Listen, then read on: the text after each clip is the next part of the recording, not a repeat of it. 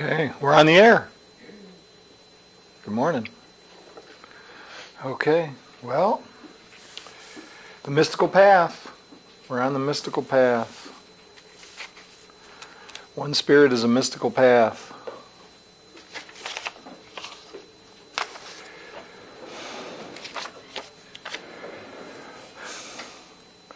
So this mystical path is esoteric, is within. It's been called in the past, it's called the secret way, the hidden way.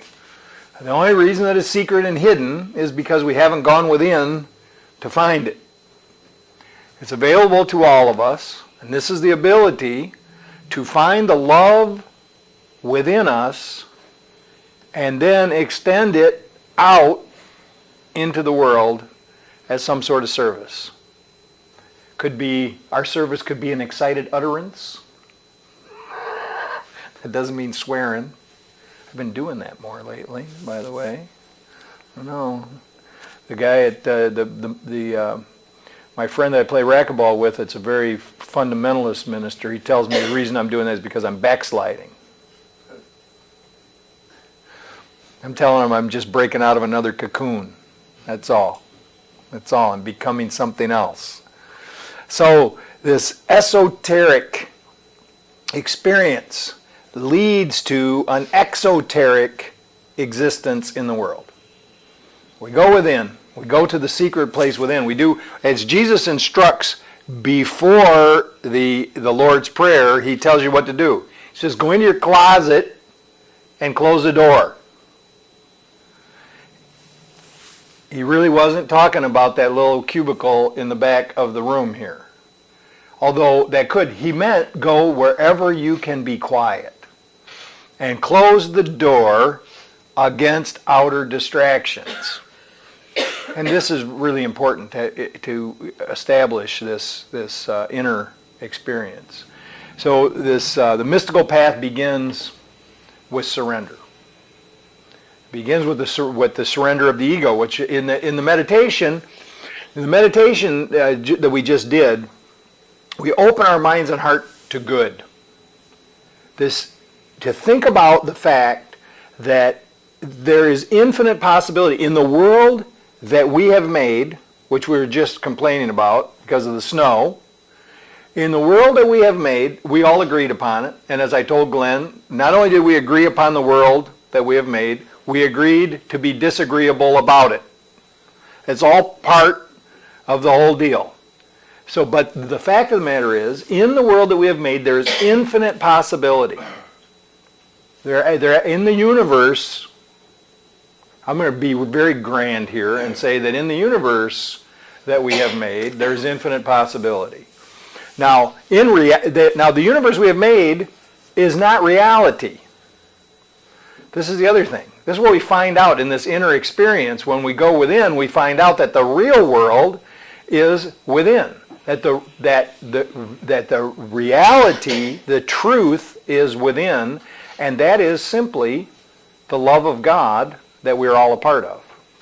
And all this that we see in the outer, that's not real. However, there is infinite possibility in it, and we are actually in it by our own choice. So since we're in it, we might as well make since we're in it, we can decide for one of two things. We can decide to listen to the love that's within and carry that without, or we can listen to the fear. By the way, that's also within, but it's kind of in a dark corner within that doesn't really exist, but we want it to for some reason. So we open our mind and heart to good. We think about this infinite field of possibility in this universe that we have made. And think about, there's so many options available to us. It's overwhelming because at every single instant we have a choice. We can do one thing or the other thing. We can do multiple things. There's all sorts of different things that we could do. And there are some people who say that we actually make all the different choices that we could make. Then it branches off into a different. So we've got multiple. I don't want to really get. I could. It seems overwhelming to think about that. That there are these multiple streams multiple dimensions because we decided on every one of those possibilities. Boy, there's some horrible possibilities that we could decide on. And they lead down their own path. The important thing to remember is that with every one of those moments, with every one of those choices, the next instant provides another choice. And so if we open our hearts, if we open our minds to good, to goodwill, then the next choice it can be a correction of a bad choice that we made an instant ago, or it can just be a reinforcement of the good choice that we made. So we just continue to make these choices for goodwill. To think about the fact that we really get to decide what our lives will be like. Based on belief, thought, feeling, action, we get to decide what it's going to be like. We can do something about all four of those things through this work on the mystical path.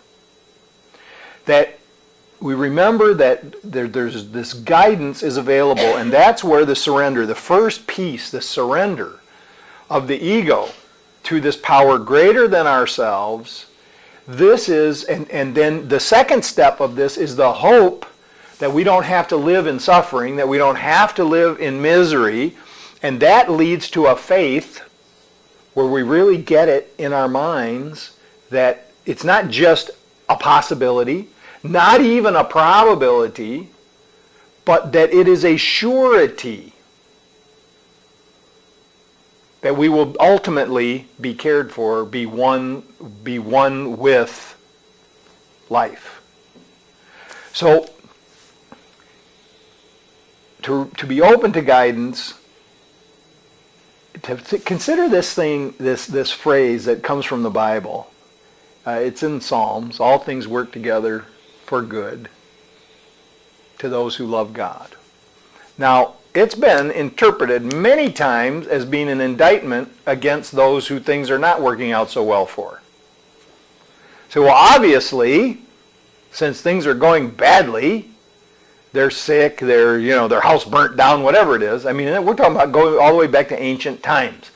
That they must not be right with God. And that's why all of this stuff is happening. And it runs all the way, it runs straight up to the present era. When we see disasters happen, you'll see these nincompoop so-called ministers get on television and tell people the reason the disaster is happening, like in New Orleans, is because there's too many gay people there. Obviously, that's what's going on, right? God's mad. So, all right. So this is just not how it works. This is not how it works. This phrase is like this phrase where it says all things work together for good to those who love God is an instruction. Extend love to God. And what we talk about here, what we're talking about is that God is the whole of everything. God is the everything unified. God is the harmony of, God is life, right? So now you change the phrase and you change it like this, you say that all things work together for good to those who love life. Not just the life you're living, but all of life, the web of life, all living things. But certainly including the life you're living. So it tells us to extend love to life. To extend love to life. And when we do that, then everything coalesces into good. Now, which story do you prefer? That God is blighting New Orleans? Or that if we love life, our life gets good?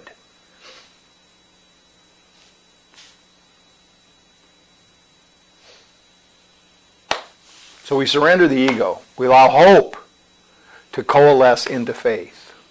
And then 2 weeks ago, we talked about aligning our will with goodwill. This is part of this mystical path, to align our will with goodwill. To realize I write this all the time. People are probably getting tired of it. But goodwill it's God's will first. Goodwill means what's good for everybody. Goodwill is the best for everyone. It's the common welfare. And we think that goodwill is a sacrifice. But it's not a sacrifice. Because if it's the best for everybody involved, I'm involved. So it's the best for me too. How can it not be the best? If it's the best for everyone involved, it must be best for me too. So now here's where we sometimes really get confused, because we will actually think that it's goodwill to take a loss. It's goodwill for ourselves to be hurt to the benefit of someone else. It is not. That is not goodwill. That may be commendable in some way. It may be laudable, but it is not goodwill. What I'm suggesting here is that God's will is for the best for everyone involved. So there is a solution, there is a course of action that is the best for everyone involved. That doesn't mean that you lay down on the railroad tracks for the train to run over you so that the town down the road doesn't get run over. I don't know. There's a story about that. There's an ethical story. There is a solution to every single situation that occurs wherein the best for everyone involved is available. And as I've said many times, the problem is I can't figure out what that is. On my own, I can't figure out what it is. So this is why I make the affirmation. I align my will with goodwill. I need to align my will with goodwill and allow myself to be guided by that presence that I find within to the right action. And then last week, the piece that we talked about last week was self-examination. This is part of the mystical path. We need to go in and look at what's on the inside. We've got to see what's in there. Sometimes that seems scary. I mean, I'm not denying that, because the sense is that there is something within us that is, and I don't just want to, I was going to say unpleasant, but it's more than that. It's frightening because we're afraid that if we actually see who we really are, we won't be able to deal with it. Because we've got hints of it, right? Because we have crazy random thoughts running through our heads. Because we've done some unfortunate things in our lives. We identify ourselves with those things that we have done. We identify ourselves more with our worst thoughts and actions than we do with the reality of ourselves. And so we think if we dig too deep, we're going to find out where this ugliness really comes from, which we think is us, and it's sometimes very daunting. But the fact of the matter is, it's really simple. The ugliness comes from fear. And this is what we discover when we do this inventory. When we actually look within, we find out that the ugliness came from fear. And the goodness comes from love. This is what is discovered. We've never discovered it if we don't look.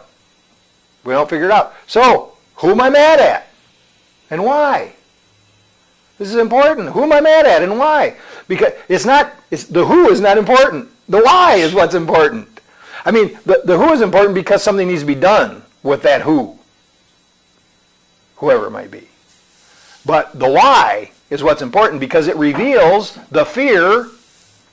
It may look like anger. It may look like disappointment. It may look like betrayal. It may look like abandonment. But it's really fear. So the why. And then what do I regret? Yes, it's important to write down what I regret because I may need to take some kind of action on those things that I regret to try to heal it, to try to fix it. But the why, what do I regret and why? The why do I regret it? What am I thinking about it? What does it show me? What do I think it shows me about myself? And we begin to see how the tendrils of fear work their way into our thinking. What am I good at? What am I good at? I remember working at Chrysler, everybody complaining about the job being so horrible and everything. I just repetition job, working on the line. You know, I had other jobs out there where I was free from the line, but working on the line, doing the same job over and over again. Over and over again, same thing. But okay, sometimes though it becomes a rhythm. And you're just moving with it. It's beautiful. All of a sudden it's beautiful and the body knows what it's doing and it's just, and it becomes a meditation. And I remember being in the body shop doing spot welding. I had 3 spot welders hanging down over my head. And I had this jig in front of me with the firewalls. And I'd be pulling those things down and I just feel it. You just feel it through your whole body. Just the pull and sparks just jetting out from the jig where you're putting these firewalls together. Grab the other one. Bow, bow, bow, turn, angle. And it just becomes like a dance. Now I was high all the time too. Sorry. But I remember, and it was still an important lesson, that even a job like that seems like so repetitive and boring, it can become beautiful. Doing it, feeling it, knowing just. So, what am I good at? Whatever it could be a menial thing, it could be a trivial thing you think. But what are you good at? And then there's all these other things that we find that we have these talents for interacting with people. That some of us have this ability to help people and to recognize when someone is hurting and to be able to reach out and give them some help. Some of us have abilities in writing. Some of us have problem-solving talents. All these things, we look at all of these things because these talents and abilities that we have, they can also be used to reinforce fear.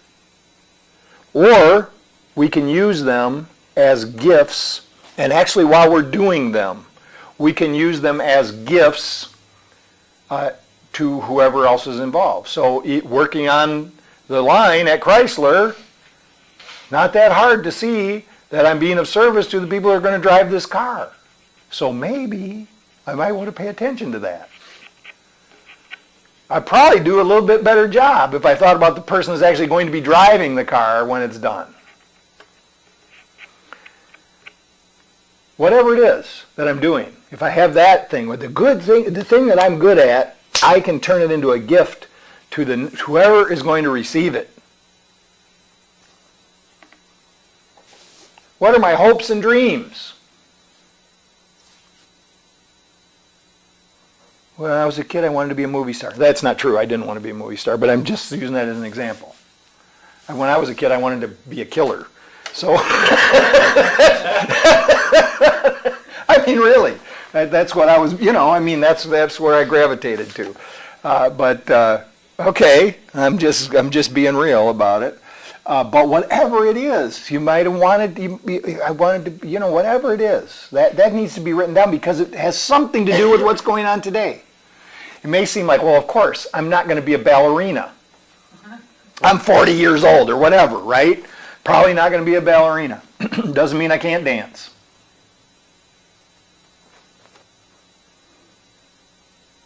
I mean, I can't dance, but I could learn, I think. So, all right. So, I need to look at these things, hopes and dreams. And what are my accomplishments? Whatever somebody told me. Somebody told me I did a good job.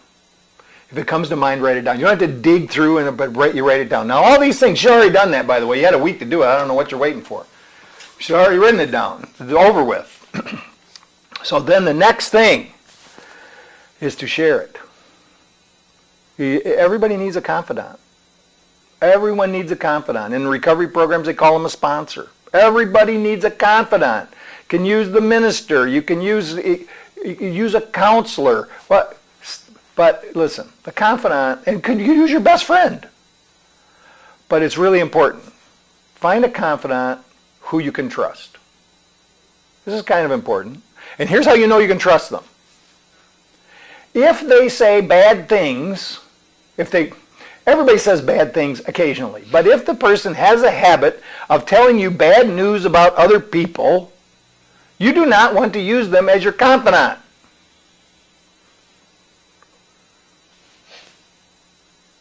If they're continually criticizing and complaining about people, you do not want to use them as your confidant, even though they may be your best friend. Don't do it. Because you always have in the back of your mind, they would do this, they would tell your deal to somebody else. So, find a confidant. And you're going to share this thing that you found out, these things that you found out about yourself. You're going to share that with them. And what happens as a result of that is understanding. There's a power of understanding that happens. And if you think about the fact that God is present, it's probably a good idea to kind of affirm that right from the beginning, that God is present. Now, when I say understanding, and we put up on the sign once, that the understanding that God stands under all. This is how I always remember the power of understanding. Because this is like a basic foundational understanding that everything is okay because underneath at the very core and foundation of it, God stands. And then, but this understanding has a lot of other connotations. Well, the one thing is, the understanding that comes is we actually get a clearer understanding of ourselves because we have this person that we're sharing with and we get their perspective and they show